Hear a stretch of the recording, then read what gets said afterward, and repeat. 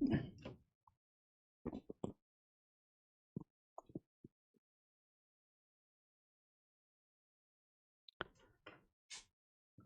Afternoon, welcome to KGS platform.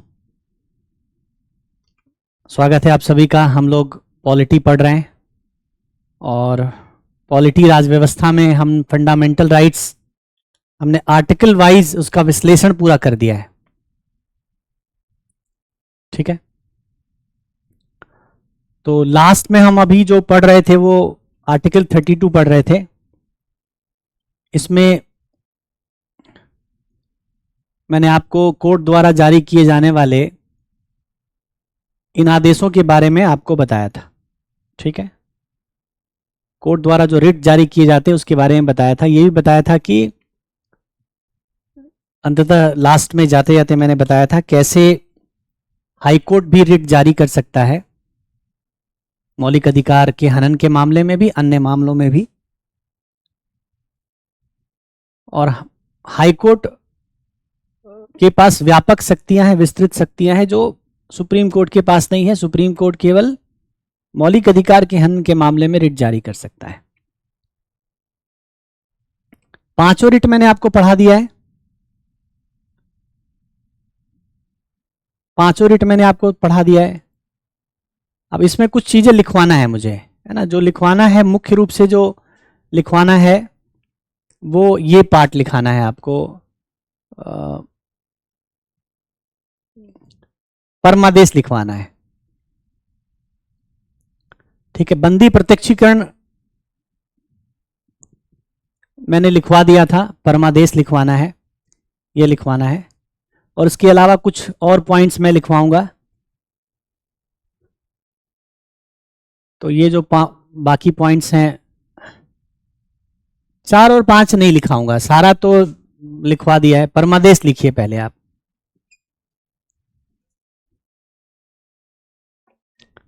परमादेश लिखना शुरू कीजिए। देखिए,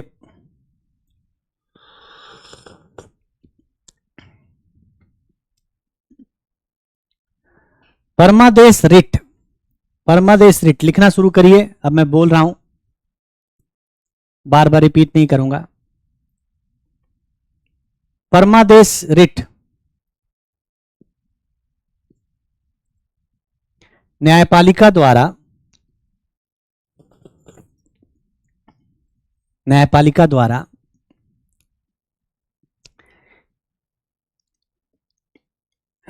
किसी किसी अधिकारी को,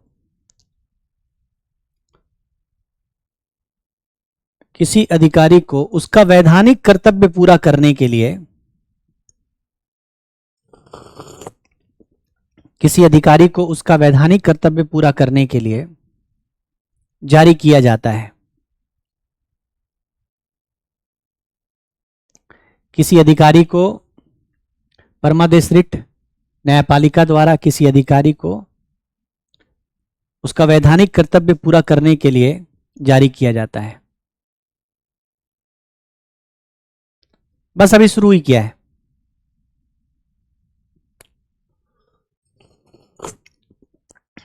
ठीक है, जब विधि आगे कंटिन्यू कीजिए। जब विधि किसी अधिकारी से कुछ करने की आशा रखती है, जब विधि किसी अधिकारी से कुछ करने की आशा रखती है और वह अधिकारी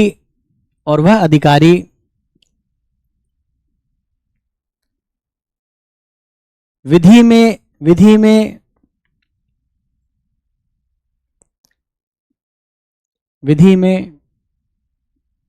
लिखे गए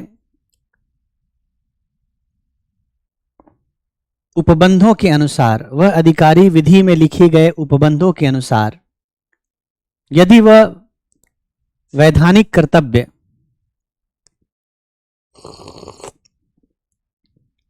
नहीं पूरा करता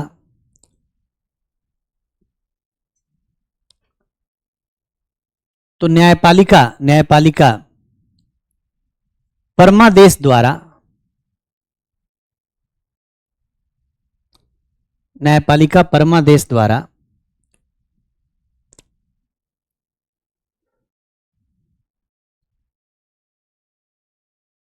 उस अधिकारी से वह वैधानिक कर्तव्य पूरा करवाती है।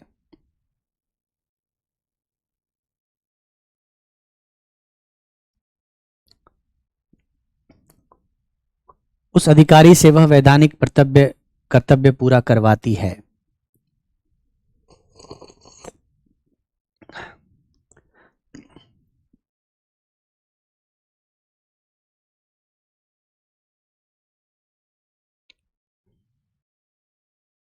ठीक है, तो किसी भी अधिकारी द्वारा, मतलब जो अभी मैं लिखवा नहीं रहा हूं, बोल रहा हूं आपसे, कोई अधिकारी को कहा गया कि आप, कोई विधि चाहती है कि अधिकारी ये कर्तव्य पूरा करे और वो अधिकारी वो कर्तव्य पूरा नहीं करता, तो न्यायपालिका उसको परमादेश देती है और कहती है कि आप इस कर्तव्य को पूरा करें। ठीक है, जिन्होंने नहीं लिखा है, जो अभी देर से आए हैं, तो वीडियो दोबारा देख के एक बार लिख लेंगे। ठीक है, और सूरज, ये प्रीलिम्स और मेंस दोनों की क्लास है, कंबाइंड क्लास है।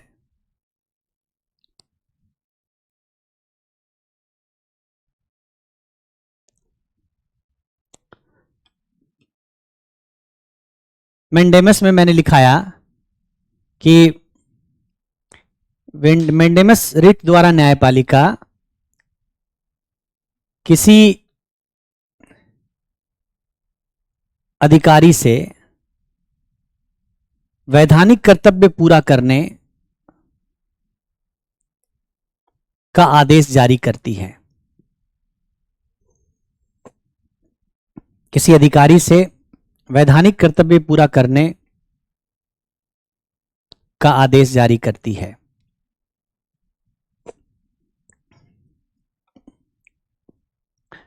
ठीक है, इतनी बात हमने लिखी परमादेश में। अब इसमें मैंने लिख दिया यहां पर, अब अलग से लिखने की जरूरत नहीं है।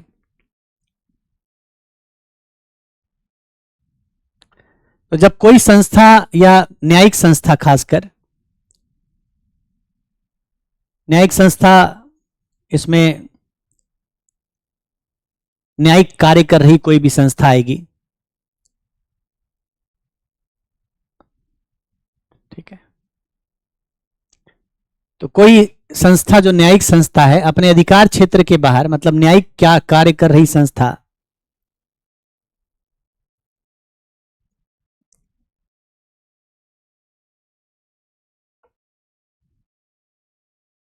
अपने अधिकार क्षेत्र के बाहर किसी मामले की सुनवाई करती है, तो न्यायालय प्रतिषेध रिट द्वारा उस सुनवाई को रोक देती है। इतना ही इसमें लिखना है, इतना ही लिखना है। ये जो रिट है, प्रतिषेध जो रिट है, ये न्यायिक कार्य कर रही संस्था के विरुद्ध जारी किया जाता है। यह प्रतिषेध रिट न्यायिक कार्य कर रही संस्था के विरुद्ध जारी किया जाता है।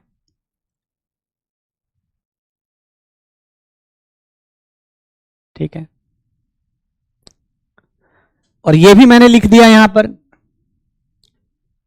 इसको अगर उत्प्रेषण को लिखना है, चौथा लिख लीजिए, उत्प्रेषण लिखवा देता हूं। चलिए, उत्प्रेषण लिख लीजिए, जल्दी करिए, क्योंकि अभी फंडामेंटल राइट का बहुत इंपॉर्टेंट सेगमेंट अभी हमें पढ़ना है, बहुत इंपॉर्टेंट बात अभी पढ़नी है।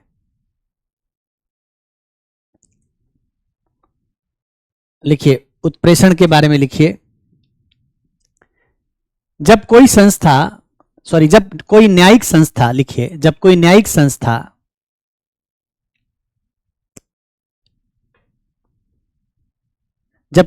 संस्था अपने अधिकार क्षेत्र के बाहर किसी मामले की सुनवाई करती है, जब कोई न्यायिक संस्था अपने अधिकार क्षेत्र के बाहर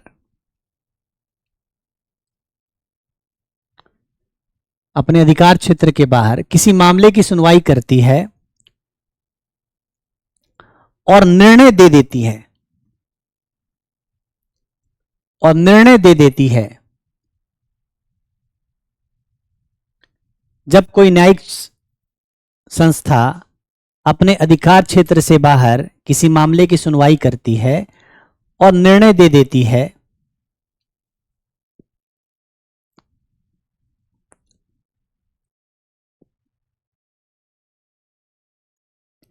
तब न्यायपालिका द्वारा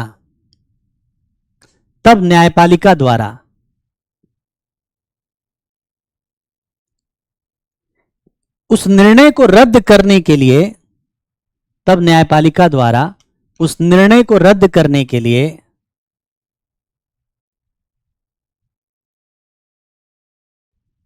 न्यायपालिका द्वारा उस निर्णय को रद्द करने के लिए उत्प्रेषण रिट जारी किया जाता है। निर्णय को रद्द करने के लिए उत्प्रेषण रिट जारी किया जाता है। ठीक है, और इसके बारे में तो इतना डिटेल में मैंने लिख दिया है, जो लिखा है आपको वही लिखना है।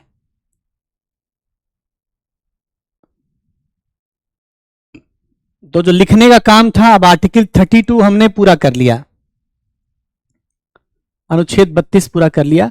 यानी संविधान में जो मौलिक अधिकार दिया गया है, उस मौलिक अधिकार को हमने बारीक से पढ़ा।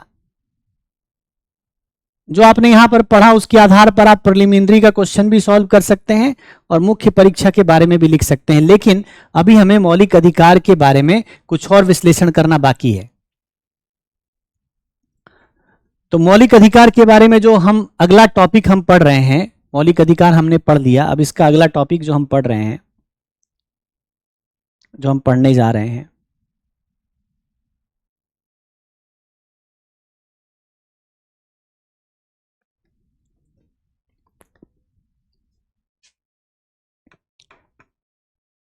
वो है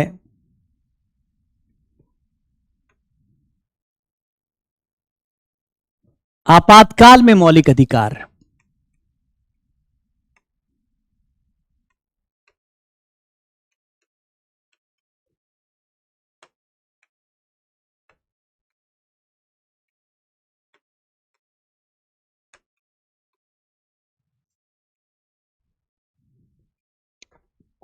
हेडिंग डालिए, मौलिक अधिकार के अंदर ही हम नया टॉपिक पढ़ रहे हैं, आपातकाल में मौलिक अधिकार।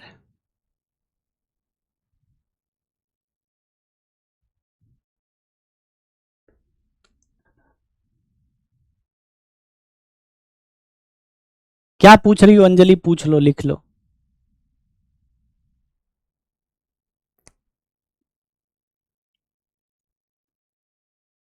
अब जिसने ये नहीं लिखा है अधिकार परीक्षा वाला, आप ये देख लीजिए स्लाइड, ऐसे नहीं चलेगा काम। उपबंध मतलब प्रोविजन।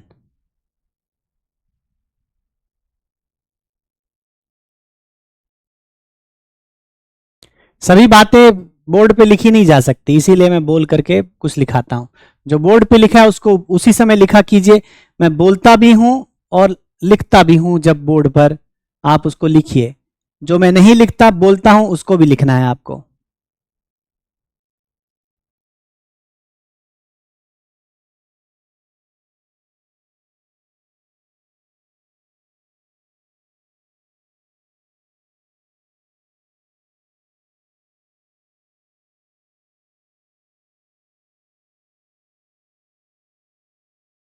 प्री और मेंस का नोट्स एक ही नोटबुक में बनाओ, मेंस की पढ़ाई करो और प्रीलिम के लिए टॉपिक को हाईलाइट कर दो। ठीक है अंजलि?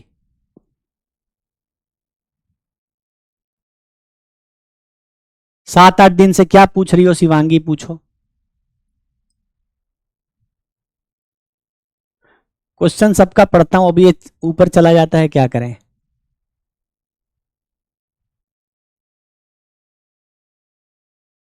शिवांगी क्या पूछ रही हो? 7-8 दिन से लिखो, मैं पढ़ता हूं।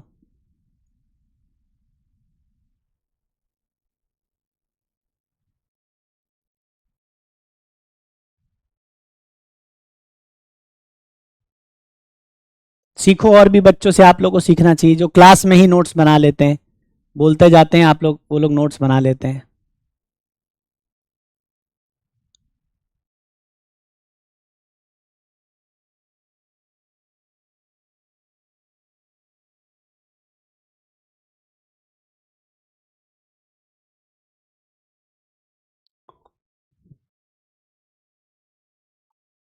आगे पढ़ते हैं, है ना, हम लोग अभी पढ़ रहे हैं।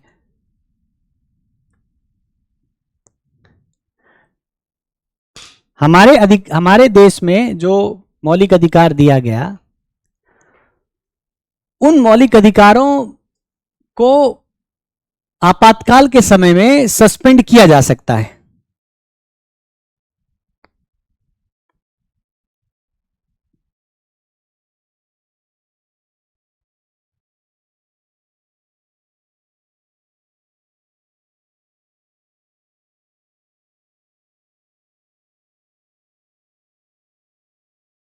हमारे देश में जो मौलिक अधिकार दिया गया है उनको आपातकाल में सस्पेंड किया जा सकता है।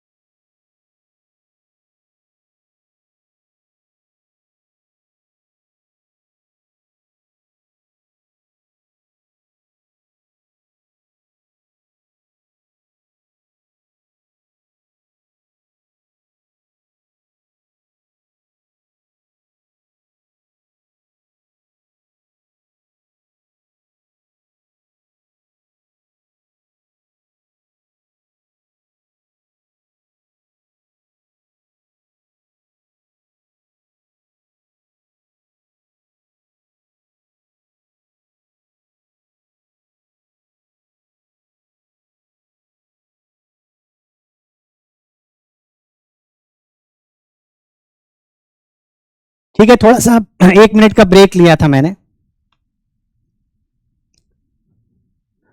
1 मिनट का ब्रेक मैंने लिया था, फिर से स्टार्ट कर रहा हूं। अभी मैं पढ़ाता हूं, इसको पढ़िए पहले। तो मौलिक अधिकार हमारे देश में आपातकाल में लंबित हो जाते हैं, सस्पेंड हो जाते हैं। कैसे? तो एक तो आर्टिकल 368 को पढ़ेंगे आप, अनुच्छेद 358 को पढ़ेंगे आप, 358 आर्टिकल को पढ़ेंगे तो इसमें लिखा है अनुच्छेद 19 में, अनुच्छेद 19 के अधिकार, अनुच्छेद 19 के अधिकार स्वतः लंबित हो जाएंगे।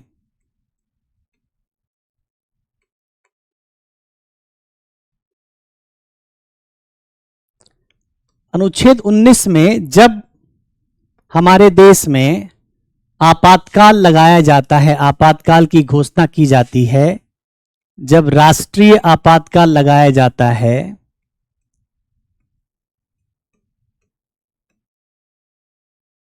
(352) आर्टिकल के तहत, तो अनुच्छेद 19 में दिए अधिकार स्वतः लंबित हो जाते हैं, स्वतः सस्पेंड हो जाते हैं। ठीक है। आर्टिकल 19 में क्या क्या अधिकार दिए गए? 6 प्रकार की स्वतंत्रता दी गई है। 6 प्रकार की स्वतंत्रता दी गई है।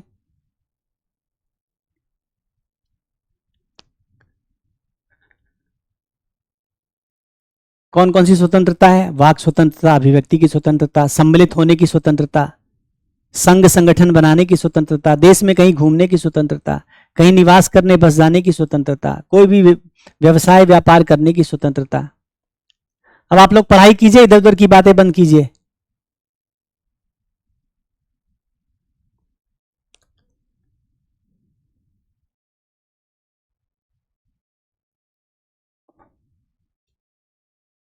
तो इसमें जो 6 स्वतंत्रता दी गई वो अपने आप ही लंबित हो जाएगा राष्ट्रीय आपातकाल में। लेकिन ये जो स्वतंत्रता लंबित होती है, राष्ट्रीय आपातकाल, कई कारणों से राष्ट्रीय आपातकाल बुलाया जा सकता है, जैसे युद्ध के दौरान बुलाया जा सकता है, बाहरी आक्रमण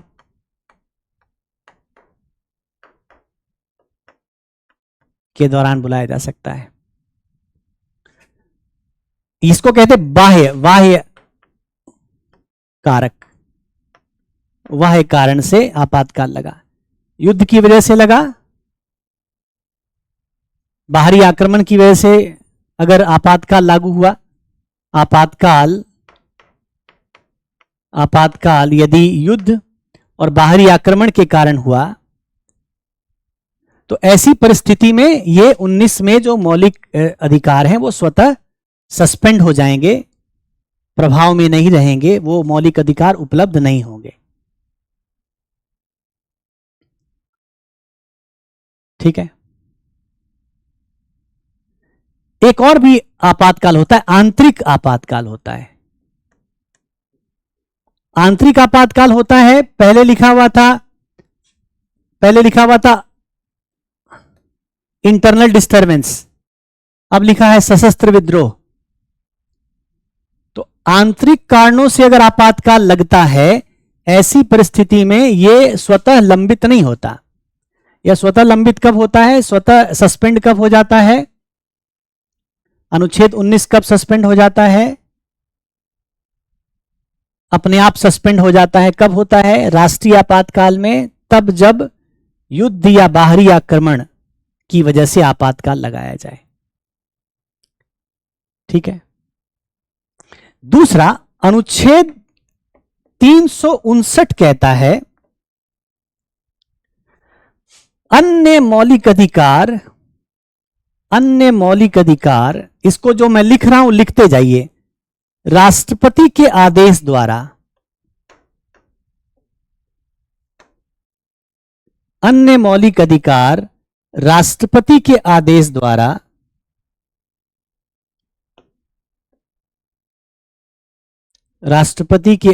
द्वारा लंबित होंगे, लंबित हो सकते हैं। मतलब अपने आप 19 सस्पेंड हो गया, 19 के अधिकार आपके चले गए, लेकिन राष्ट्रपति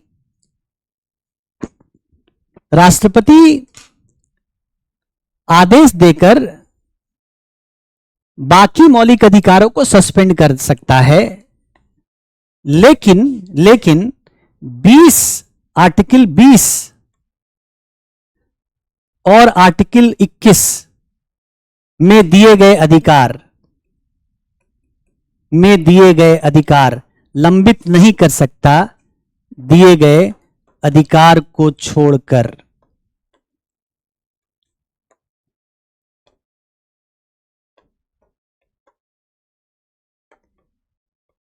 फिर से पढ़िए, ध्यान से पढ़िए, फिर से ध्यान दीजिए। 358 अनुच्छेद कहता है आपातकाल लगाया गया, किस कारण से आपातकाल लगाया गया, युद्ध या बाहरी आक्रमण की वजह से आपातकाल लगाया गया। एक आंतरिक समस्याओं की वजह से आपातकाल लगता है, जैसे सशस्त्र विद्रोह हो जाए, नहीं लॉकडाउन आपातकाल नहीं है, जैसे सशस्त्र विद्रोह हो जाए तो आंतरिक आपातकाल उसको कहते हैं। तो आंतरिक आपातकाल में 19 सस्पेंड नहीं होगा, युद्ध और बाहरी आक्रमण में अपने आप आर्टिकल 19 सस्पेंड हो जाएगा, काम करना बंद हो जाएगा।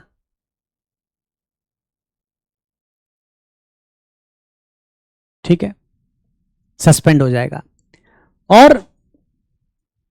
और अन्य मौलिक अधिकार राष्ट्रपति के आदेश पर लंबित होंगे, यह 359 में लिखा गया है। अपने आप 19 सस्पेंड होगा, बाकी राष्ट्रपति आदेश देगा तब सस्पेंड होगा, लेकिन इसमें भी 20 और 21 को सस्पेंड नहीं कर सकते। इसमें भी 20 और 21 अनुच्छेद के अधिकार को सस्पेंड नहीं कर सकते।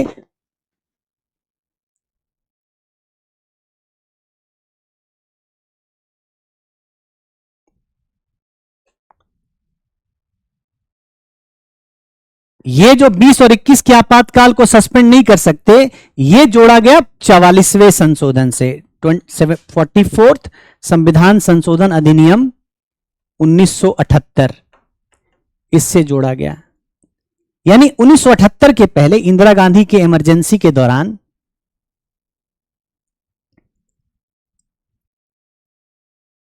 इंदिरा गांधी ने इमरजेंसी लगाया था 75 में, 78 के पहले इमरजेंसी लगी थी, उसमें यह भी सस्पेंड कर दिया गया था 20 और 21 को।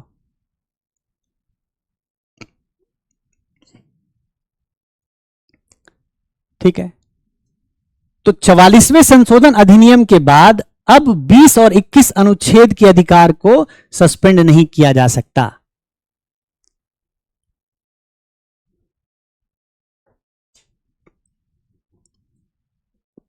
स्पष्ट है? लेकिन बाकी मौलिक अधिकार राष्ट्रपति के आदेश के द्वारा सस्पेंड किया जा सकता है। अब इन दोनों को मैं दोबारा बता रहा हूं, इसको आप लिखना चाहते हैं तो इसको लिख लीजिए।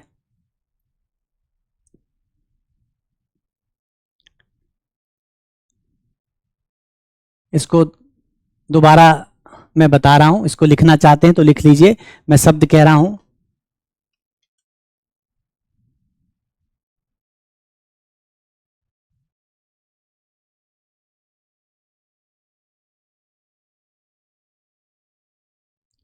लिखिए, राष्ट्रीय आपातकाल के दौरान, राष्ट्रीय आपातकाल के दौरान अनुच्छेद 19 के अधिकार स्वतः लंबित हो जाते हैं। लिख लिया? परंतु अनुच्छेद 19 के अंतर्गत मौलिक अधिकार तभी लंबित होते हैं, अनुच्छेद 19 के अंतर्गत मौलिक अधिकार तभी लंबित होते हैं जब यह आपातकाल युद्ध और बाहरी आक्रमण की वजह से हो।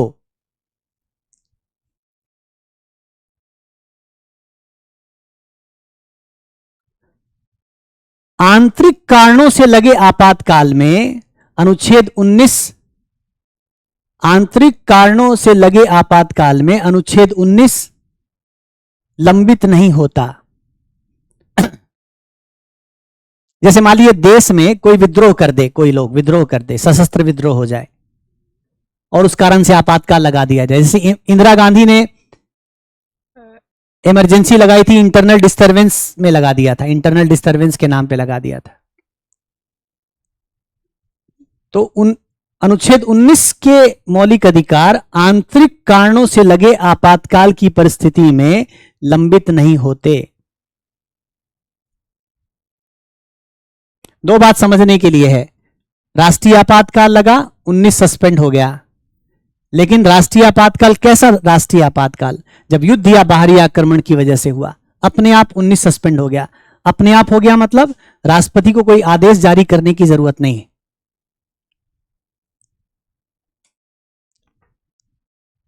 राष्ट्रपति को कोई आदेश जारी करने की जरूरत नहीं है, स्वतः ही अनुच्छेद 19 लंबित हो जाएगा।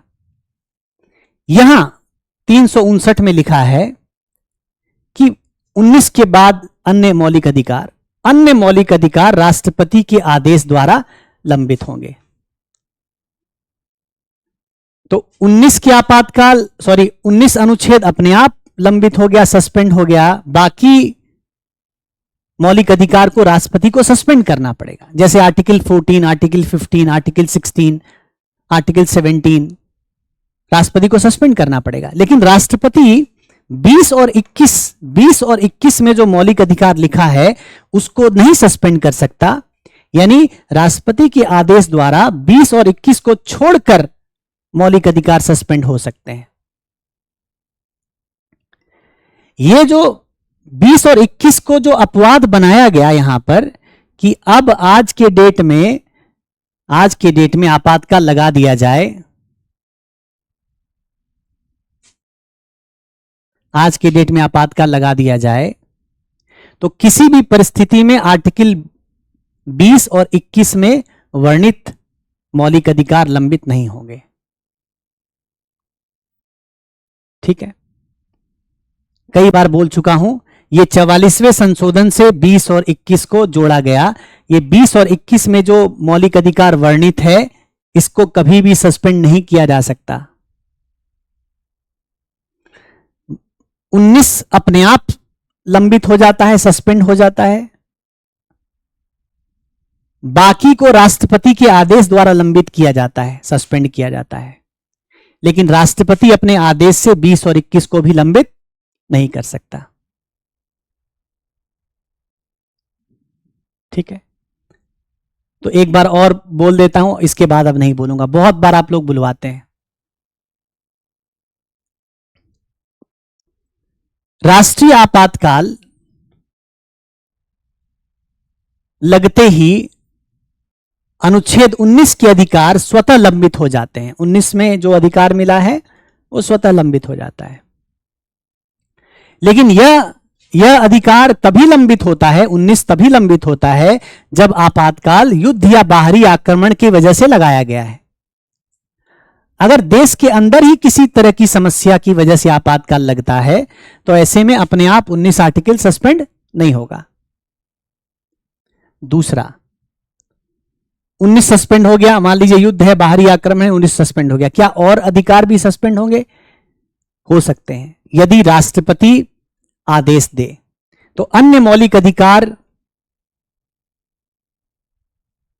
को राष्ट्रपति के आदेश द्वारा लंबित किया जा सकता है। लेकिन राष्ट्रपति 20 और 21 के मौलिक अधिकार को सस्पेंड नहीं कर सकता।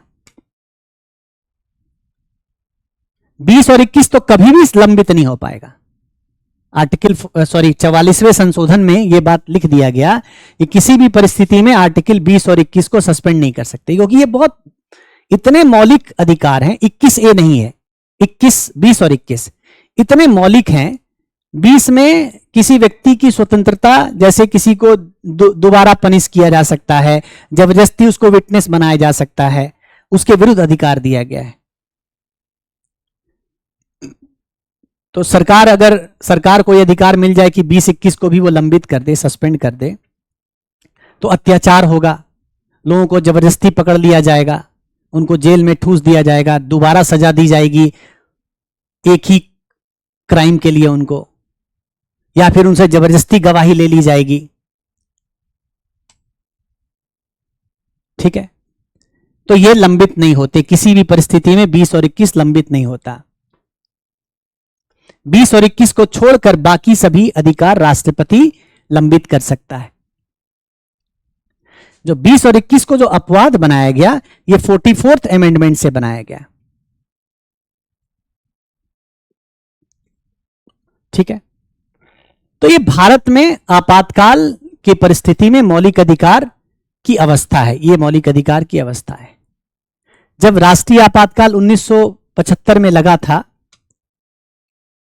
तो ऐसी परिस्थिति में 19 भी सस्पेंड हुआ था, बाकी आर्टिकल्स भी सस्पेंड कर दिए गए थे, और कई लोगों को पकड़ पकड़ के जेल में बंद कर दिया गया, कई लोगों की नसबंदी जबरन करा दी गई इत्यादि। बहुत अत्याचार हुआ।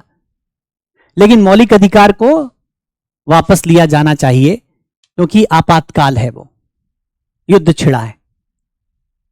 अब युद्ध में सरकार कई तरह के नियम बनाएगी। जरूरी नहीं कि युद्ध में आपातकाल लगे। हमने कारगिल युद्ध लड़ा, कोई आपातकाल नहीं लगा। लेकिन आपातकाल सरकार को लगाने की शक्ति होनी चाहिए। निलंबित और लंबित एक ही बात है, निलंबन और लंबन एक ही बात है।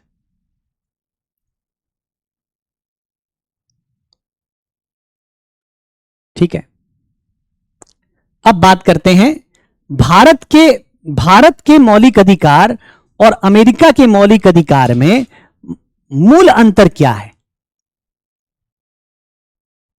भारत के मौलिक अधिकार में दूसरा प्रश्न हम लेते हैं, दूसरा टॉपिक, भारत और अमेरिका, यूएस, इनके मौलिक अधिकार में मूल अंतर क्या है।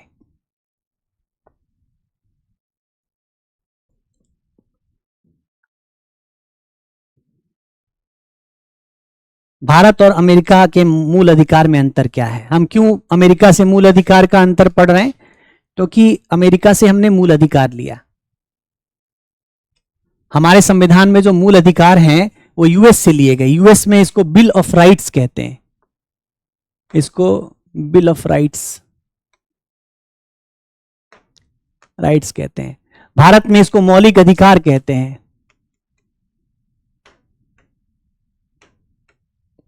भारत का मौलिक अधिकार और अमेरिका का बिल ऑफ राइट्स, दोनों में क्या अंतर है, बहुत इंपॉर्टेंट है।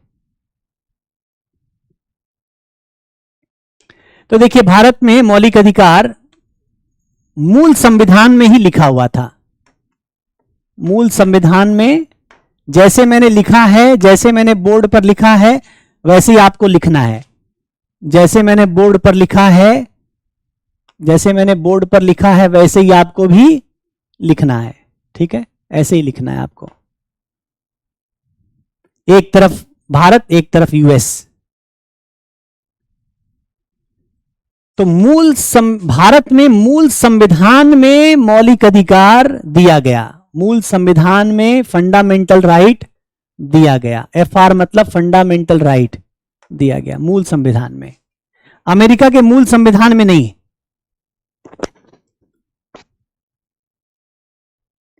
अमेरिका के मूल संविधान में नहीं है। अभी हम लोग 56 और 60 आर्टिकल 360 356 नहीं पढ़ेंगे, बाद में पढ़ेंगे। ठीक है, आप जब हम अमेंडमेंट्स आपातकाल पढ़ेंगे तो पढ़ेंगे। तो संविधान में फंडामेंटल राइट दिया गया, मौलिक अधिकार संविधान में दिया गया, मूल संविधान में दिया गया। अमेरिका में ये जो बिल ऑफ राइट्स आया, पहले 10 संशोधन से आया। पहले 10 संशोधन से, मतलब संशोधन से लाया गया।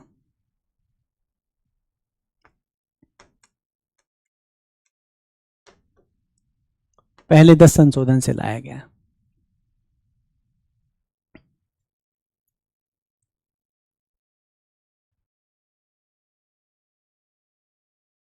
अब क्वेश्चन लोग लिख देते हैं तो मुझे कुछ बीच में बोलना पड़ता है। अब मैं तंग आ गया हूं लोगों के इस बीच बीच के क्वेश्चन से। पढ़ाया कुछ जाता है, ख्याल कहीं और चला जाता है, वो प्रश्न डाल देते हैं। इस स्टडीज में ब्रेक होता है।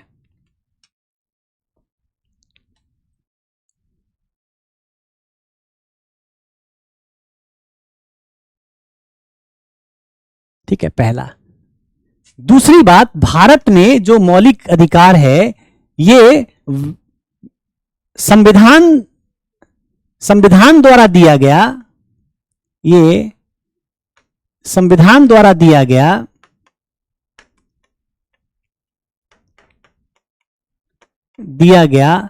अधिकार केवल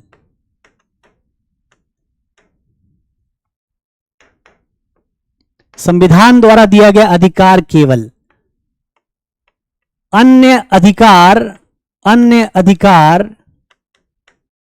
मौलिक अधिकार नहीं।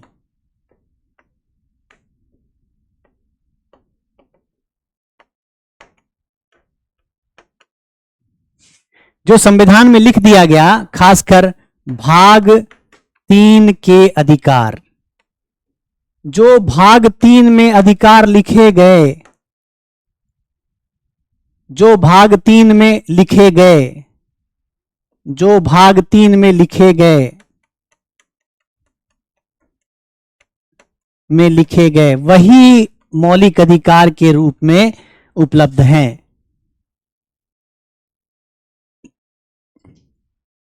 अमेरिका में जो अधिकार संविधान में नहीं लिखा गया, जो संविधान में नहीं लिखा गया वह भी उपलब्ध है। जो संविधान में नहीं लिखा गया वह भी उपलब्ध है। 90 संशोधन में कहा गया कि जो अधिकार यहां नहीं लिखे वो भी उपलब्ध है।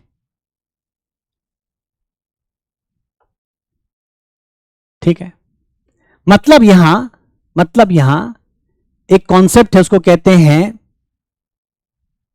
अनइन्यूमिरेटेड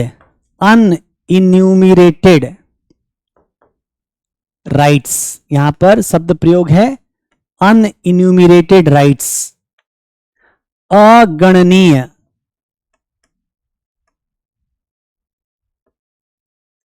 अधिकार।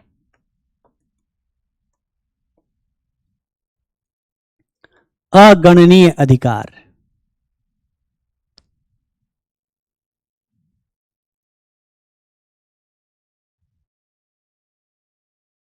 इसको कहते हैं अगणनीय अधिकार, मतलब जिसकी गिनती नहीं की गई संविधान में, वो भी उपलब्ध है। और यहां पर केवल इन्यूमिरेटेड राइट्स है, भारत में केवल इन्यूमिरेटेड राइट्स, केवल और केवल गणनीय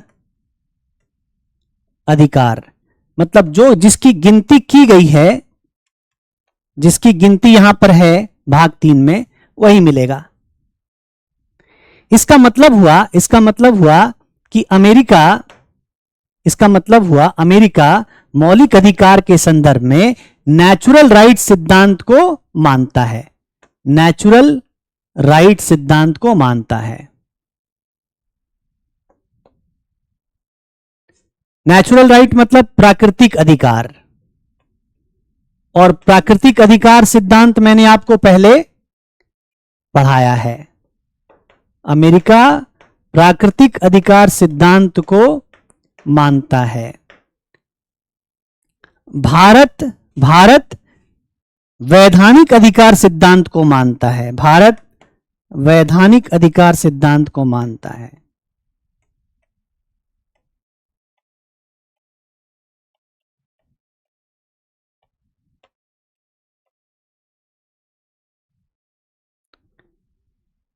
तो अमेरिका में प्राकृतिक अधिकार सिद्धांत है, भारत में वैधानिक अधिकार सिद्धांत है। अमेरिका में अगणनीय अधिकार भी है, जो नहीं गिनती की गई वो भी दिया गया। भारत में जो गिनती की गई, जो केवल भाग 3 में लिखा गया, केवल वही दिया है।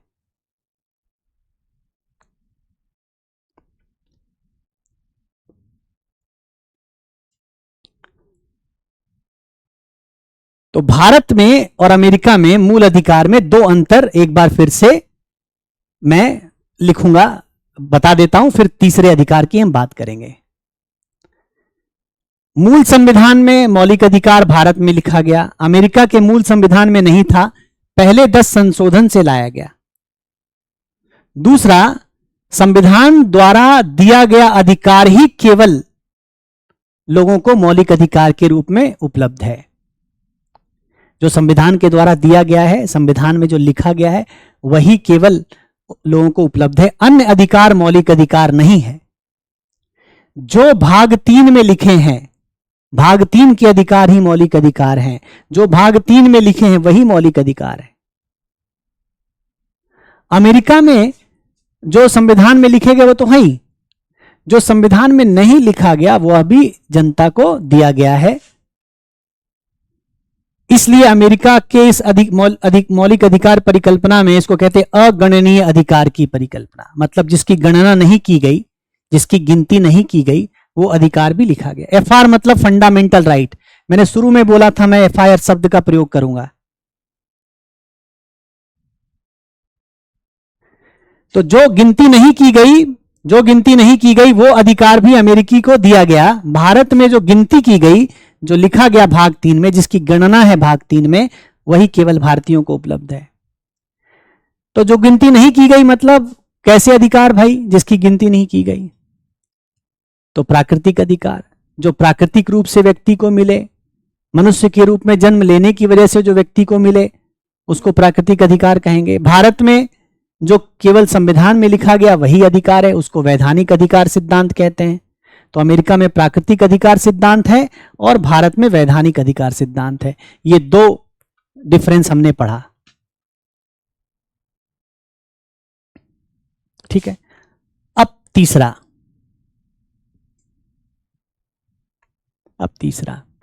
भारत में भारत में मौलिक अधिकार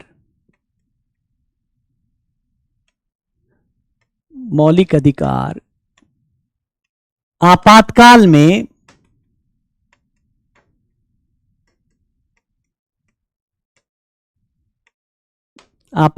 में सस्पेंड हो जाते हैं,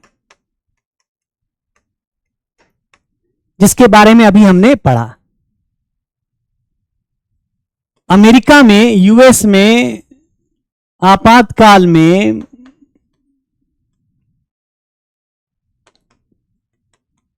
मौलिक अधिकार सस्पेंड नहीं होते।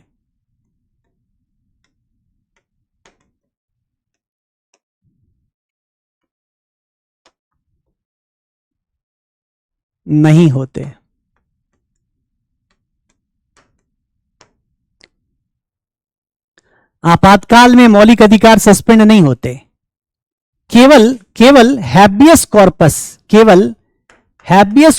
कुछ परिस्थिति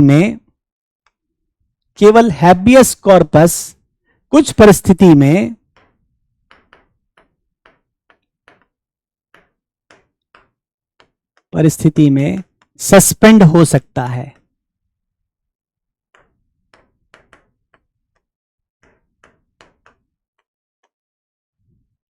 ठीक है, केवल हैबियस कॉर्पस कुछ परिस्थिति में सस्पेंड हो सकता है। भारत में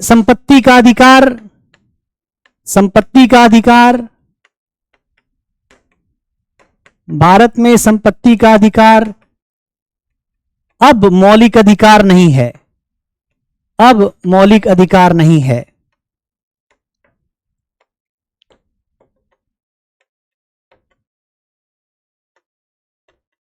पहले था।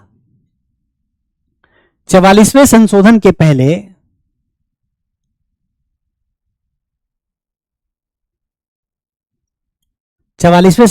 पहले संपत्ति का अधिकार एक मौलिक अधिकार था, जिसमें 2 आर्टिकल थे, एक 19(1)(f) और 31, 2 आर्टिकल थे, 2 अनुच्छेद थे। अब इन दोनों को डिलीट कर दिया गया, ये भी डिलीट हो गया, इसको भी डिलीट कर दिया गया, 19(1)(f) को डिलीट कर दिया गया, 31 को डिलीट कर दिया, दोनों डिलीट हो गए। और इसकी जगह पे अब 300A आर्टिकल डाला गया है। अब यहां पर संविधान में 300A आर्टिकल डाला गया है, संपत्ति के अधिकार को अब यहां लिखा गया है।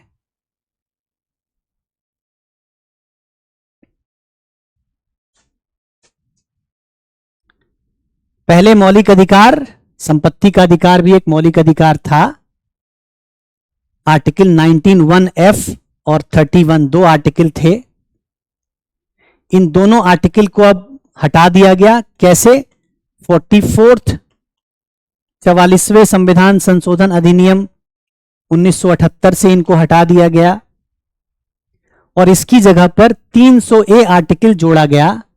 अब संपत्ति का अधिकार मौलिक अधिकार नहीं है, अब संविधान में अन्य जगह पर लिखा हुआ है संवैधानिक अधिकार है। संविधान में अन्य जगह है और कानून बनाकर दिया गया है, तो उसको आप वैधानिक भी कह सकते हैं। ठीक है। अमेरिका में संपत्ति का अधिकार एक मौलिक अधिकार है। यूएस में संपत्ति का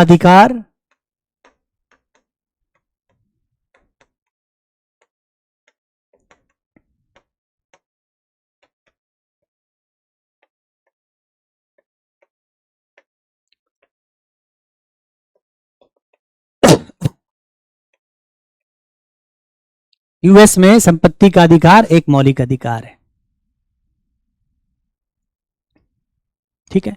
अमेरिका में कुछ और भी मौलिक अधिकार दिए गए हैं जो भारत में उपलब्ध नहीं है, जैसे राइट टू बियर आर्म्स, हथियार रखने का अधिकार।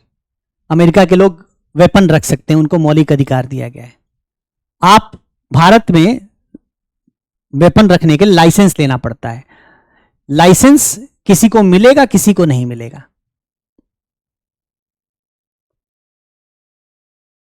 भारत में हथियार रखना है, मान लीजिए बंदूक रखना है, आपको लाइसेंस लेना पड़ेगा।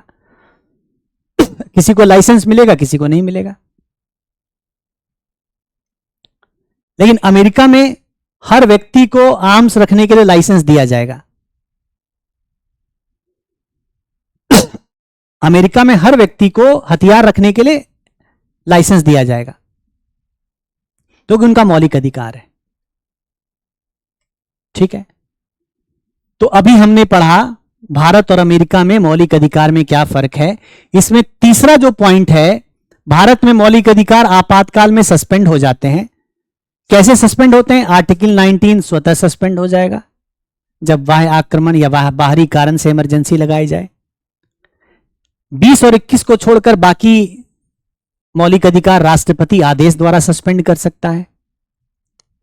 लेकिन अमेरिका में मौलिक अधिकार सस्पेंड नहीं होते, कुछ परिस्थिति में केवल हैबियस कॉर्पस। हैबियस कॉर्पस क्या है? बंदी प्रत्यक्षीकरण, कि भाई कोर्ट रिट जारी करेगी, हमारे सामने बंदी को प्रत्यक्ष करो, वो अधिकार नहीं मिलेंगे आपको। अमेरिका में अगर आपातकाल चल रहा है,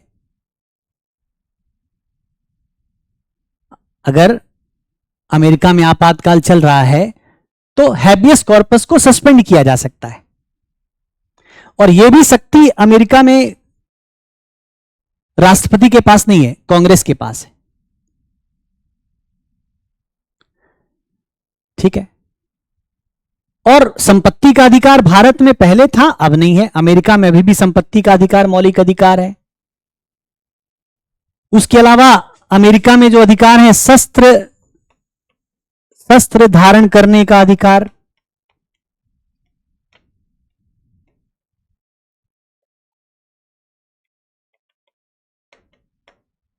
इसको आग्नेयास्त्र भी कहते हैं।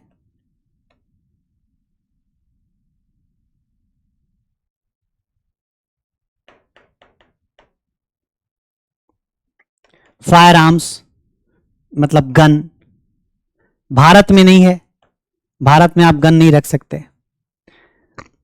ठीक है, स्पष्ट है। तो यहां हमने पढ़ा, मूल संविधान में था, अमेरिका में मूल संविधान में नहीं था। यहां पर जो गिनती की गई, जिन अधिकारों को भाग 3 में लिखा गया वो मिलेगा, जो इनके संविधान में नहीं लिखा गया, जो गणना में नहीं है, वो भी मिलेगा। ठीक है, यानी भारत में जो विधि द्वारा मतलब संविधान द्वारा दिया गया वही मिलेगा, और अमेरिका में मनुष्य के रूप में जन्म लेने की वजह से जो अधिकार है वो सब मिलेंगे। क्यों? क्योंकि जो संविधान में नहीं लिखा वो भी आपको मिलेगा। ठीक है, तो ये भारत और अमेरिका के बीच मौलिक अधिकार में अंतर है। अब आते हैं नेक्स्ट टॉपिक, मौलिक अधिकार से जुड़ा एक इंपॉर्टेंट टॉपिक है, मौलिक अधिकार के अपवाद।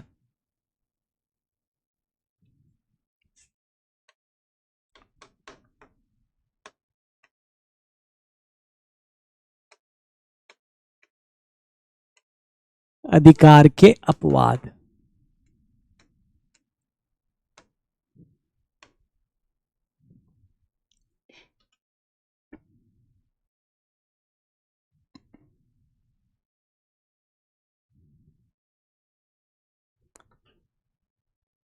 देखिए, एक तो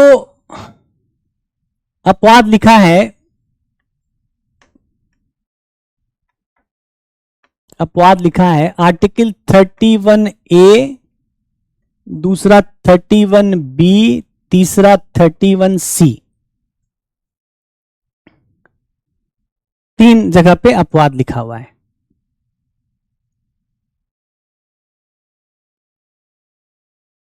31A और 31B ये दोनों, ये पहले संशोधन से, पहले संविधान संशोधन 1951 से आए।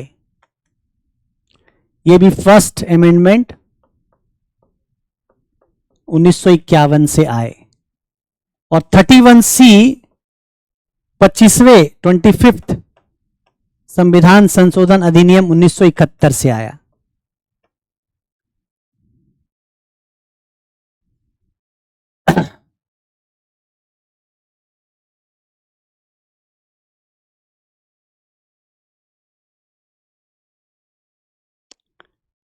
ठीक है, 31A, 31B, 31C, पहला 3 अपवाद मैं अभी आपको पढ़ा रहा हूं, बहुत ही इंपॉर्टेंट बात पढ़ा रहा हूं।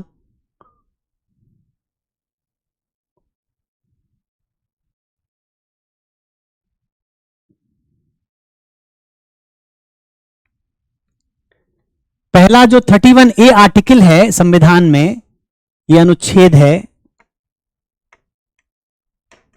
अनुच्छेद 31A पहले संशोधन से जोड़ा गया, 31B पहले संशोधन से जोड़ा गया, 31C 25वें संशोधन से जोड़ा गया।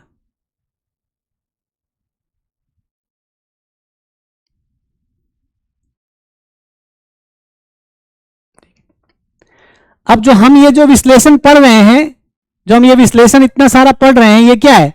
ये मेंस ओरिएंटेड बातें हैं। अब ये स्टूडेंट को खुद ही समझना पड़ेगा कि हां ये बातें प्रीलिम्स में पूछी जाएंगी, ये मेंस में पूछी जाएंगी। तैयारी अगर आप पूरी करेंगे तो मेंस का प्रश्न भी उत्तर लिख सकते हैं, प्रीलिम्स का भी रख सकते हैं। अभी मैं आपको 2, 3, 4 क्वेश्चन लिखाऊंगा फंडामेंटल राइट पे, जो मुख्य परीक्षा के आधार पर होगा।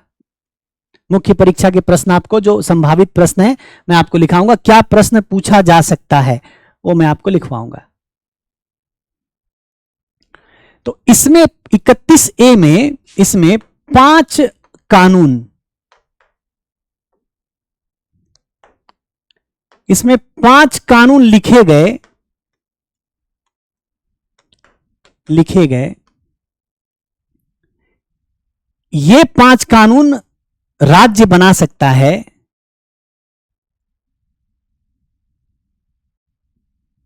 (31A, 31B, 31C, 31 डिलीट हुआ है। हां ध्यान रहे, लोग कंफ्यूजन में हो जाते। 31 तो सर ने कहा डिलीट हो गया, ये 31A है। 31A एक अलग कानून है, 31B अलग आर्टिकल है, 31C अलग आर्टिकल है।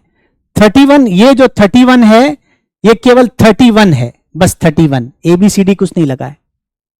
ए मतलब जब भी कैपिटल ए, मैंने पहले बताया था, कैपिटल ABC लगेगा मतलब वो अलग आर्टिकल होगा। 33, 34 भी है अपवाद, पढ़ेंगे अभी, पहले 31 ABC पढ़ते हैं। ये डिलीट नहीं हुआ है, ये तो जोड़ा गया है।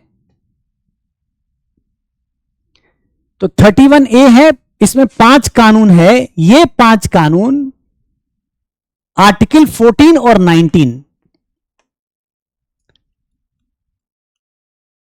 आर्टिकल 14 और आर्टिकल 19 पर भारी हैं। मतलब अगर ये 5 प्रकार के कानून है संविधान में लिखे हुए,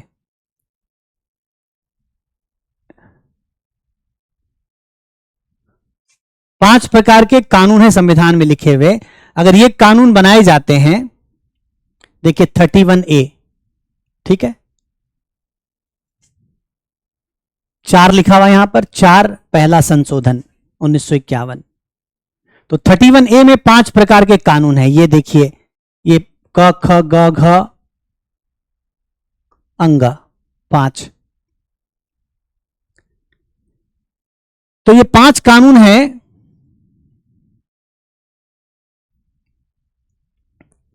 पहला कानून है किसी जागीर के बारे में। जागीर को अर्जित कर, जागीर होती थी पहले, जैसे जमींदारों के पास जमीन होती थी वैसे जागीर हुआ करती थी, उस जागीर को वापस लेने के लिए। दूसरा कानून है किसी संपत्ति के प्रबंधन के लिए। तीसरा कानून जो निगमों के लिए, कॉरपोरेशंस के लिए। चौथा निगमों के प्रबंधन के लिए। पांचवा खनिज संपदा के लिए। अब ये इतना पढ़ाना संभव नहीं है। आप जब, आपको मैंने बोला बेयर एक्ट खरीदना है तो आपको ये 5 कानून खुद से पढ़कर रटना है।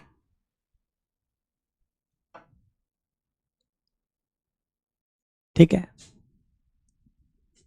तो 5 कानून है 31A में। अगर इस 5 कानून को लागू करने के लिए, ये जो 5 कानून जो लिखे गए हैं इसमें 31A में, उसको लागू करने के लिए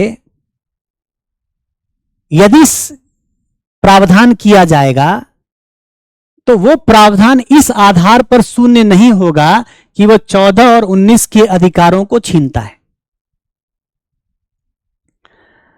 मतलब ऐसे 5 कानून जो संविधान में 31A में लिखे गए उसको बनाकर आर्टिकल 14 और 19 के मौलिक अधिकार को छीना जा सकता है, यह अपवाद है।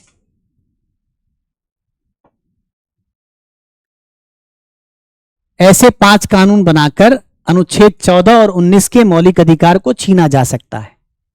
ठीक है, तो यहां पर जो आपको लिखना है, इसके बारे में जो लिखना है मैं लिखवा रहा हूं, इसको लिखिए, ध्यान से लिखिए। ठीक है, अभी मैंने बोला था 31A कैपिटल लेटर है, 31A कैपिटल A मतलब अलग अनुच्छेद है, स्मॉल ABCD होगा तो उसी आर्टिकल का हिस्सा है। अब यहां पर जो लिखना है लिखिए, लिखिए अनुच्छेद 31A में वर्णित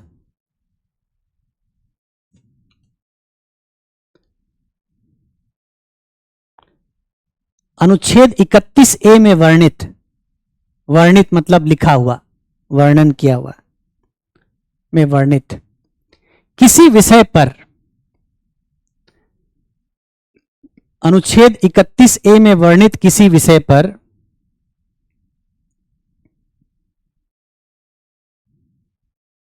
यदि राज्य विधि बनाता है,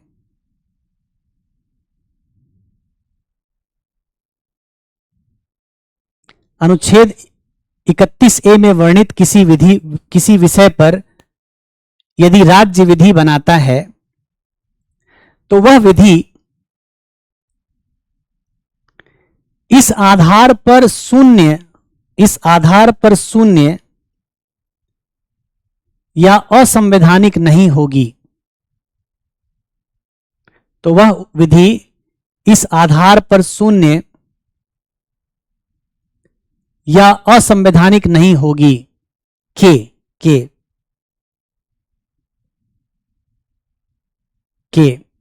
उसके प्रावधान अनुच्छेद 14 और 19 में वर्णित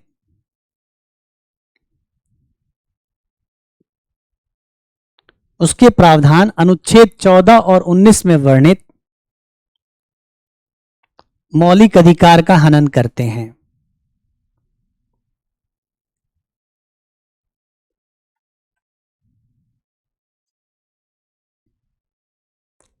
मौलिक अधिकार का हनन करते हैं।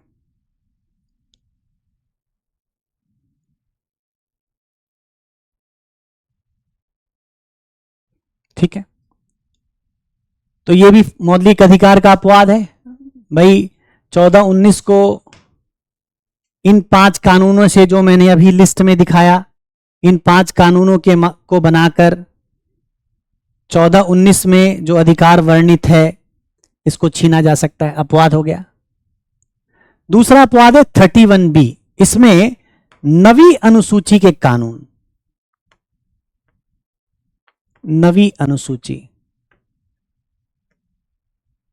9th शेड्यूल,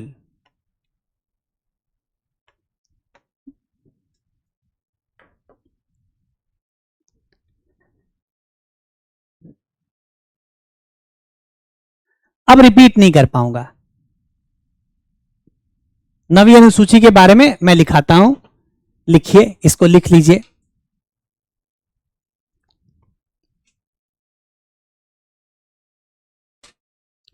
नवी अनुसूची में रखे गए किसी विधि को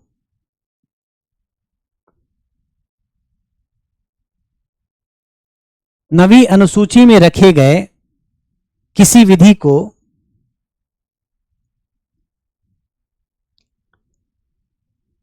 इस आधार पर शून्य या असंवैधानिक, नवी अनुसूची में रखे गए किसी विधि को इस आधार पर शून्य या असंवैधानिक नहीं घोषित किया जा सकता,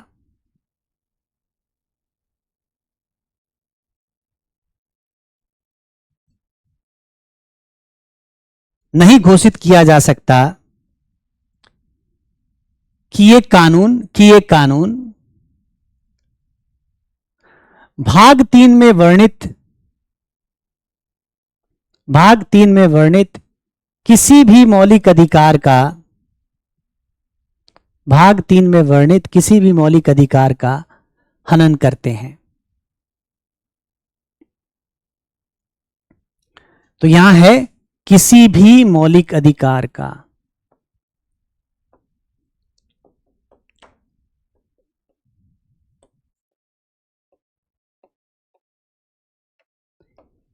नवी अनुसूची में ये जो 32B है, इसका संबंध नवी अनुसूची से है। नवी अनुसूची में लगभग 284 कानून है। इसके अंदर 9th शेड्यूल में अनुसूची 9 में इसमें 284 कानून हैं।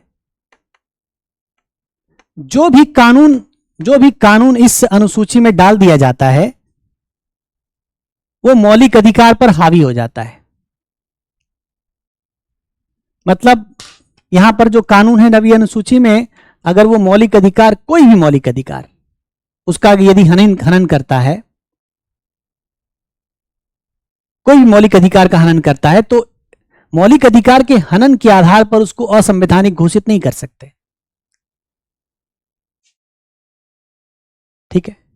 ऐसे सामान्यतः क्या होता है, आर्टिकल 13 में लिखा है कि यदि कोई भी विधि मौलिक अधिकार का उल्लंघन करेगी, हनन करेगी, तो विधि शून्य होगी। लेकिन 31A में कहा गया 5 वो कानून अगर मौलिक अधिकार 14-19 का हनन करते हैं तो शून्य नहीं होंगे। 31B में कहा गया ये कानून 284 कानून जो इसमें लिखे हैं या नवी अनुसूची में कोई भी कानून को रखा गया है, यदि वो कानून मौलिक अधिकार का हनन करते हैं तो शून्य नहीं होंगे, वो असंवैधानिक नहीं कहे जाएंगे।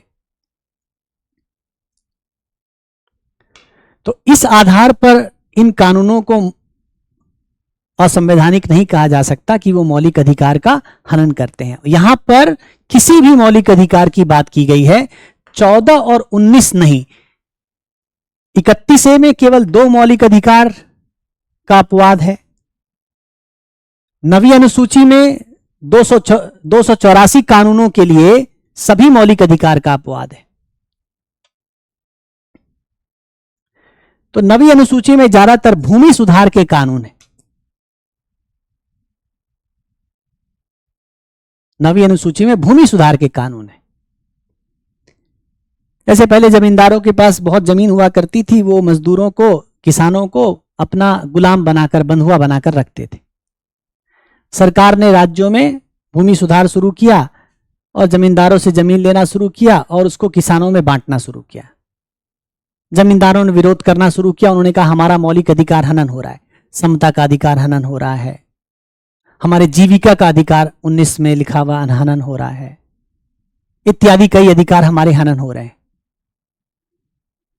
तो ऐसे में संविधान में एक प्रावधान डाल दिया गया पहले संशोधन से 1951 से कि भाई जो कानून इस अनुसूची के अंदर है, अगर वो मौलिक अधिकार का हनन कर रहा है तब भी वो मान्य होगा। अब इसमें एक केस आया सुप्रीम कोर्ट में, कोइलियो केस इसको कहते हैं। 31B पर एक केस आया सुप्रीम कोर्ट में, उसको कहते IR कोइलियो केस। इसको कोइलियो पढ़ते हैं, कोइलियो।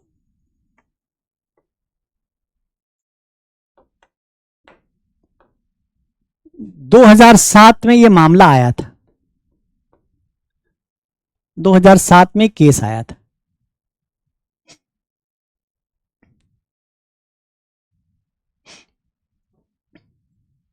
कोइलियो मामला आया 2007 में। अब इसमें सुप्रीम कोर्ट ने, अच्छा ये इस पर यूपीएससी ने मेंस में क्वेश्चन पूछा हुआ है, यूपीएससी में इस पर क्वेश्चन पूछा गया है। तो इस मामले में सुप्रीम कोर्ट ने कहा कि अनुसूची 9 के कानून अपने आप मौलिक अधिकार पे हावी नहीं होंगे, न्यायपालिका उसका पुनरीक्षण कर सकती है, उसका पुनरावलोकन कर सकती है। मतलब इस केस में सुप्रीम कोर्ट ने कहा कि न्यायपालिका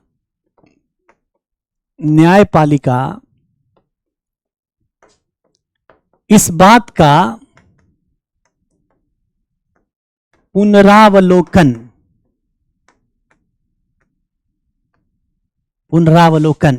कर सकती है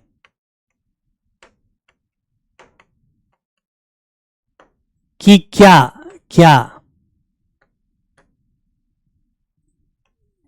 किसी कानून को, किसी विधि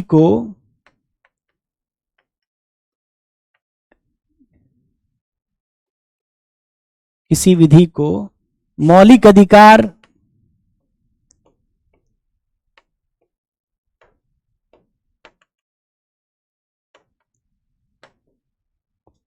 के प्रावधानों से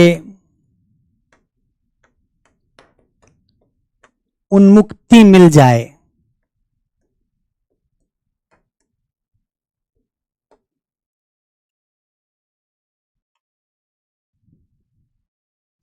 न्यायपालिका इस बात का पुनरावलोकन कर सकती है कि क्या किसी विधि को मौलिक अधिकार के प्रावधानों से उन्मुक्ति मिल जाए यदि वह विधि अनुसूची 9 में है।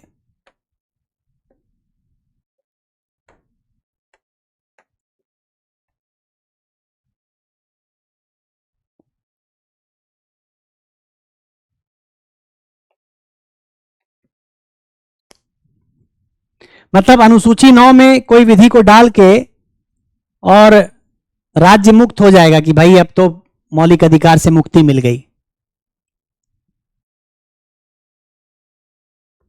ये नहीं हो सकता। कोर्ट ने कहा कि हम इसका पुनरावलोकन करेंगे। तो कोर्ट ने फिर से यह मामला उठाया 31B का, अनुच्छेद 31B का। तो कि तमिलनाडु ने क्या किया था, एक कानून है, लैंड रिफॉर्म्स के बहुत से कानून है 284 में। आप इसमें अनुसूची 9 में जाएंगे, 31B का रेफरेंस अनुसूची 9 है, उसमें जाएंगे तो उसमें आपको सारे कानून लिस्ट में मिल जाएंगे। ठीक है, इसमें देखिए 31B में अनुसूची 9 की बात की गई है, 9वीं अनुसूची लिखा गया है। आप अनुसूची 9 में जाएंगे तो 284 कानून मिल जाएंगे, ज्यादातर भूमि सुधार के कानून है। तो तमिलनाडु ने क्या किया, रिजर्वेशन 65%, 50% का कैप था, उसको 65 बनाने के लिए तमिलनाडु ने क्या किया कि उसको अनुसूची 9 में डाल दिया कानून को। तो कोर्ट ने कहा कि भाई आप कोई कानून बनाते हो, अनुसूची 9 में डाल देते हो कि वो मौलिक अधिकार से मुक्त हो जाएगा, तो ये नहीं चलेगा। तो कोर्ट ने कहा कि हम इसकी सुनवाई कर सकते हैं, हम इसका पुनरावलोकन कर सकते हैं, हम इसकी जांच कर सकते हैं कि क्या मौलिक अधिकार के प्रावधानों से इनको उन्मुक्ति मिल सकती है। कोर्ट ने इस कोइलियो मामले में कहा, IR कोइलियो केस यूपीएससी ने पूछा है पहले। ठीक है, तो दूसरा है 31B, इसका संबंध 9वीं अनुसूची से है, यह भी पहले संशोधन से आया। और तीसरा है 31C, ये 25वें संशोधन से आया। तो इसमें है डीपीएसपी का आर्टिकल 39B और C, डीपीएसपी का आर्टिकल 39B और C।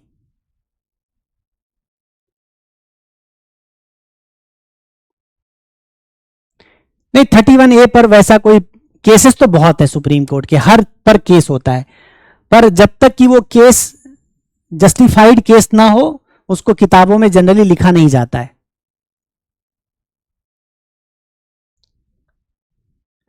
तो इसमें 39B और C, और इसमें मौलिक अधिकार का अनुच्छेद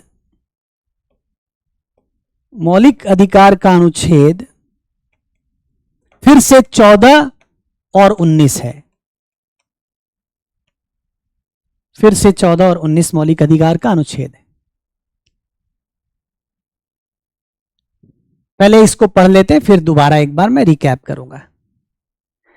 तो डीपीएसपी में आप 36 से डीपीएसपी शुरू हो जाता है, ठीक है, और 51 तक डीपीएसपी है। तो डीपीएसपी को लागू करते समय मौलिक अधिकार को छीना जा सकता है, ये क्वेश्चन है। कौन ज्यादा प्रभावशाली है, फंडामेंटल राइट या डीपीएसपी? सामान्यतः मौलिक अधिकार डीपीएसपी से ज्यादा प्रभावशाली है। सामान्यतः मौलिक अधिकार डीपीएसपी से ज्यादा प्रभावशाली है, लेकिन 25वें संशोधन में एक बात रखी गई, यदि डीपीएसपी का 39B और C, 39B में धन का संकेंद्रण, संपत्ति का पुनर्वितरण दोनों मिलाकर है,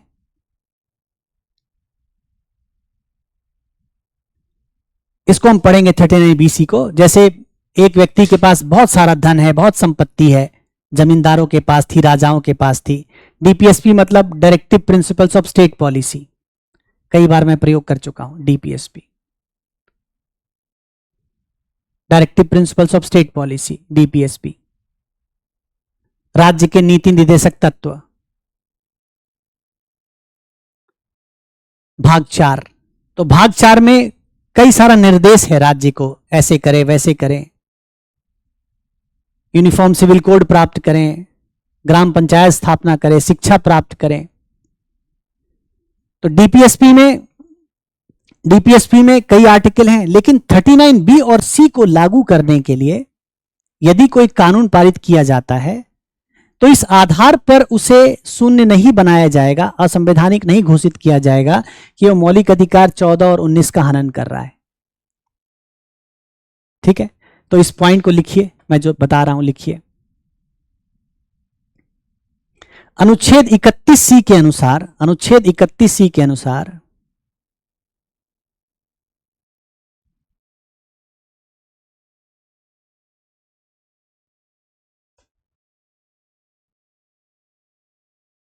अनुच्छेद 31C के अनुसार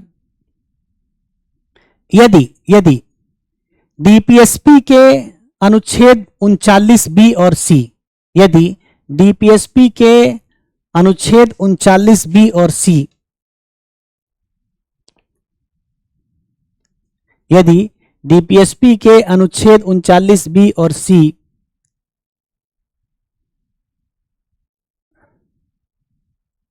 के निर्देशों को प्राप्त करने के लिए,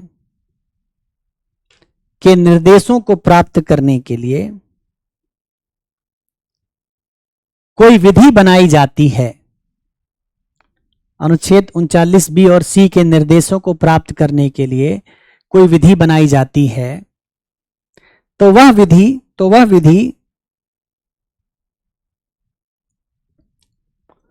विधि इस आधार पर शून्य या असंवैधानिक, इस आधार पर शून्य या असंवैधानिक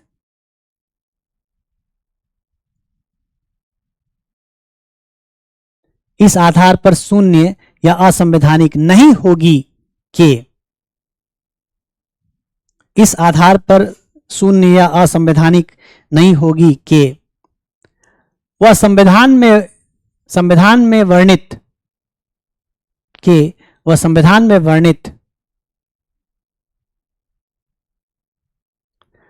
अनुच्छेद 14 और 19,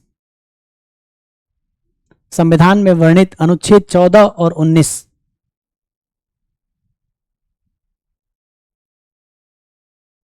के मौलिक अधिकारों का हनन करती है। वह संविधान में वर्णित अनुच्छेद 14 और 19 के मौलिक अधिकारों का हनन करती है।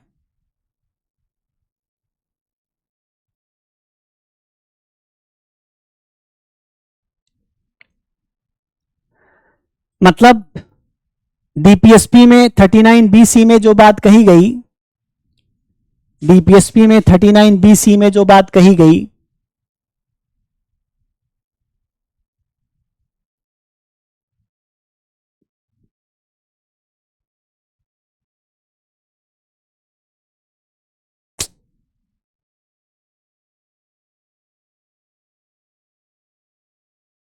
देखिए क्या बात कही गई भाई।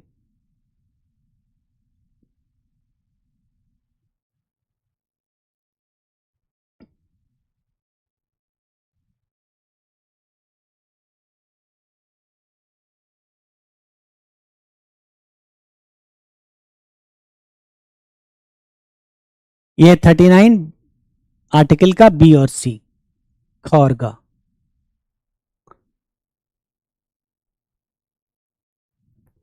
समुदाय के भौतिक संसाधनों का स्वामित्व और नियंत्रण इस प्रकार बटा हो जिससे सामूहिक हित का सर्वोच्च रूप से साधन हो। मतलब संसाधन जो समाज के हैं, जैसे पेड़ हैं, पौधे हैं, खेत हैं, खलिहान है, खनन है, उसको इस रूप में बांटा जाए कि सामूहिक हित प्राप्त करे। आर्थिक व्यवस्था इस प्रकार चले जिससे धन और उत्पादन साधनों का सर्वसाधारण के लिए अहितकारी संकेंद्रण ना हो। मतलब धन का संकेंद्रण हो रहा है, धन का संकेंद्रण हो रहा है, तो धन का संकेंद्रण अहितकारी ना हो, सबके हित में हो। धन ऐसे बटे कि सबके हित में हो, नहीं तो कुछ लोगों के पास धन का संकेंद्रण है।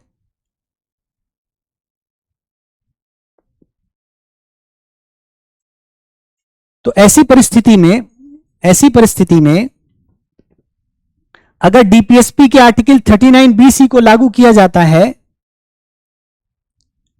और वो मौलिक अधिकार 14-19 में मौलिक अधिकार को छीन लेता है, तो उसको आप शून्य असंवैधानिक नहीं करार दे सकते। ठीक है। अब इसमें हुआ क्या था, 31C 25वें संशोधन से जोड़ा गया, उसमें 39 बीसी लिखा हुआ था।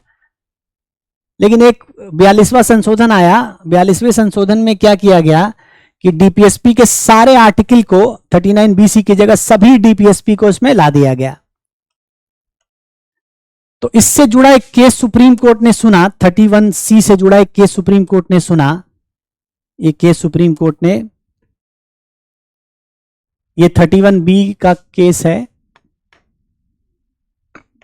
31C का एक केस सुप्रीम कोर्ट ने सुना, मिनर्वा मिल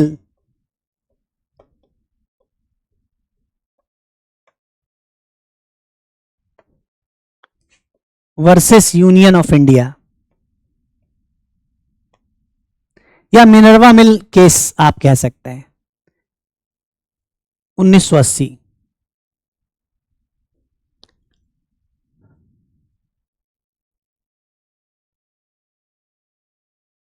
ठीक है।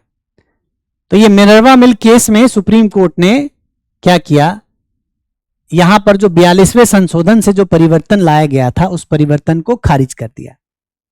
बस इतना ही इसमें हुआ। तो ये मौलिक अधिकार के 3 अपवाद हैं। पहला अपवाद है 5 कानून अनुच्छेद 14 और 19।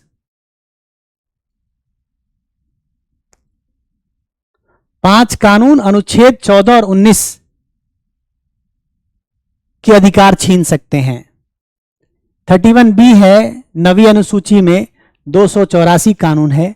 जो भी कानून इसमें डाला जाएगा वो कोई भी मौलिक अधिकार छीन सकता है। 31C में जो डीपीएसपी 39BC को लागू करने के लिए कानून बनाएगा वो अनुच्छेद 14 और 19 के मौलिक अधिकार छीन सकता है। ठीक है। तो मौलिक अधिकार 31A में 14 और 19 छीने जा सकते हैं। 31B में कोई भी मौलिक अधिकार छीना जा सकता है। 31C में केवल 14 और 19 मौलिक अधिकार छीना जा सकता है। इसको आपको ऐसे ही याद करना है। अब थोड़ा जब 1-2 बार आप इसको पढ़ेंगे तभी ये याद होगा, इतना आसान नहीं है। आपको अधिकारी बनना है, कुछ कुछ ऐसी चीजें पढ़नी पड़ती हैं, समझना पड़ता है। तो इसको पढ़ने का प्रयास कीजिए। नहीं समझ में आएगा तो मैं बाद में दोबारा इसको आपको कभी और समझाऊंगा। तो मौलिक अधिकार का ये अपवाद, मौलिक अधिकार के अपवाद में, अपवाद मतलब एक्सेप्शन,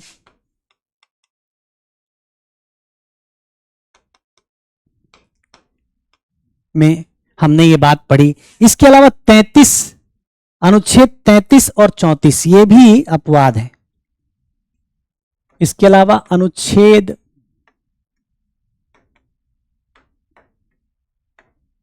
33 अनुच्छेद 34।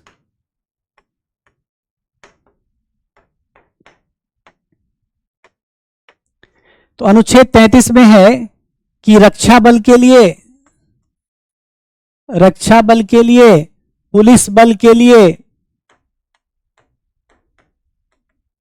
बल के लिए, खुफिया विभाग के लिए,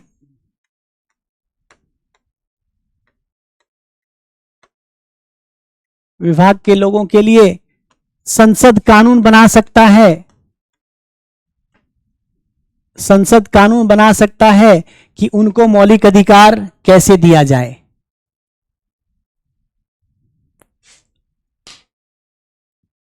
उनको मौलिक अधिकार कैसे दिया जाए। जैसे मान लीजिए, क्या ये मौलिक अधिकार मिलिट्री फोर्स वालों को वैसे ही दिया जाना चाहिए?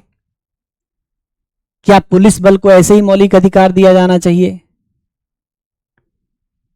क्या इंटेलिजेंस डिपार्टमेंट में काम करने वालों को भी बोलने की स्वतंत्रता हो, आजादी हो? ठीक। तो संसद को यह शक्ति दी गई कि वो कानून बनाकर इनके मौलिक अधिकार, रक्षा बल के, पुलिस बल के, खुफिया विभाग के लोगों के, इनके मौलिक अधिकार का संचालन करें कानून बनाकर। मतलब जरूरत पड़ने पर ऐसे लोगों के अधिकार सीमित करें।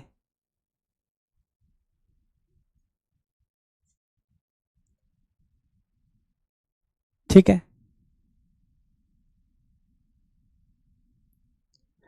और 34 में कहा गया जब मार्शल लॉ लागू हो, मतलब जब मिलिट्री शासन जैसे लागू होता है, मार्शल लॉ लगाया जाता है, तो मार्शल लॉ लागू होने के समय मौलिक अधिकार पर प्रतिबंध लग सकता है।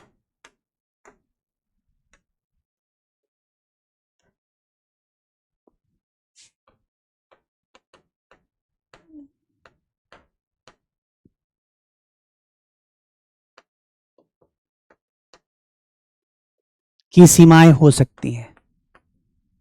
तो इसमें 33 में चर्चा है डिफेंस फोर्सेस के लिए, पुलिस के लिए, खुफिया विभाग के लिए, और 34 में चर्चा है मार्शल लॉ लागू होने पर। तो ये अपवाद हैं मौलिक अधिकार के। ठीक है।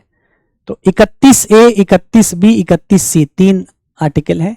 31A 5 कानून जो 14-19 के मौलिक अधिकार छीन सकते हैं। 31B जो भी कानून 9वीं अनुसूची में है वो कोई भी मौलिक अधिकार छीन सकता है।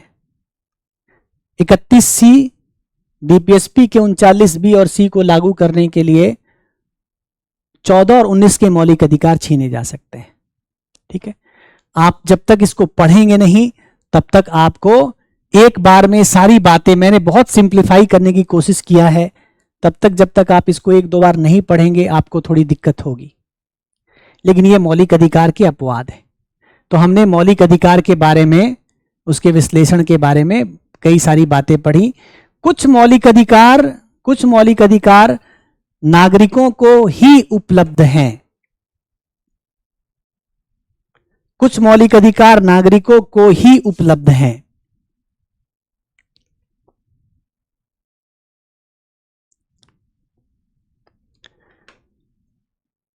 कुछ मौलिक अधिकार नागरिकों को ही उपलब्ध हैं। कुछ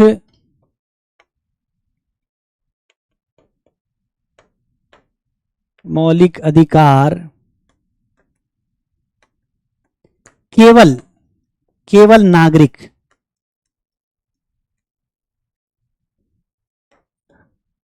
को ही उपलब्ध हैं।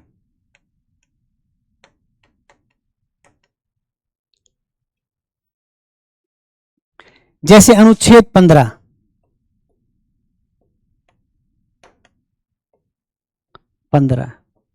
अनुच्छेद 16, अनुच्छेद 19,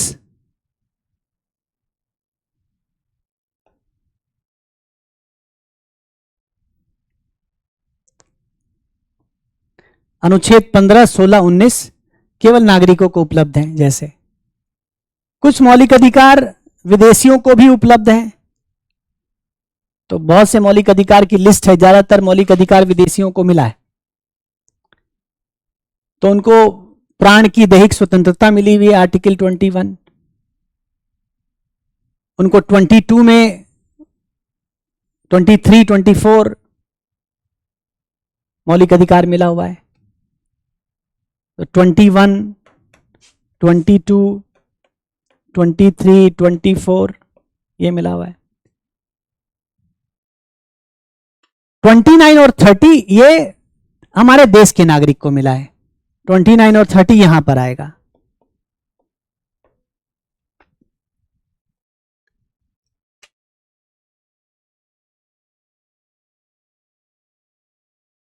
ठीक है, बाकी आप लिस्ट देखेंगे जहां पर नागरिक शब्द प्रयोग है वो नागरिकों को केवल मिला है, जहां नागरिक शब्द प्रयोग नहीं है वो नागरिकों के अलावा दूसरों को भी मिला है। कास्ट को देखकर कैटेगरी दी गई है कौन चूज नहीं, कास्ट को देखकर सेंटर लिस्ट अलग होता है, स्टेट लिस्ट अलग होता है। अगर आप सेंटर लिस्ट में है तो सेंटर का रिजर्वेशन आपको मिलेगा, और स्टेट लिस्ट में है तो स्टेट का रिजर्वेशन मिलेगा। ठीक है शिवांगी? हाँ 29, 30 भी लिख दिया मैंने, केवल नागरिकों के लिए है। ठीक है, तो आज के लिए इतना ही। मैंने कहा था मैं आपको फंडामेंटल राइट के क्वेश्चंस जो पूछे जा सकते हैं वो लिखवाऊंगा, लेकिन आज मुझे थोड़ी क्लास शॉर्ट करनी पड़ेगी, मुझे कहीं जाना है, कहीं निकलना है। अगली क्लास लूंगा तो आपको फंडामेंटल राइट्स के आर्टिकल, क्योंकि अर्जेंटली हो सकता है मैं उपलब्ध नहीं भी रहूं कल ये पॉसिबल है कि मैं क्लास नहीं भी ले पाऊं। कल आपका टेस्ट जरूर रहेगा, मुझे कहीं निकलना है अर्जेंट, तो आज मैं यहीं पे क्लास को विराम देना चाहता हूं। आज आप लोग पहले की तुलना में शांति से पढ़ रहे थे। हाँ कल टेस्ट जरूर होगा।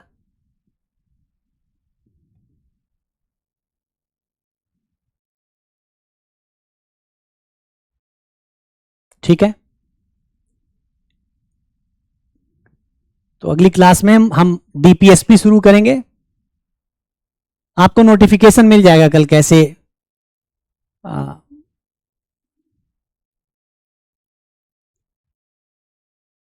क्लास टेस्ट होगा, वो आपको पता चल जाएगा।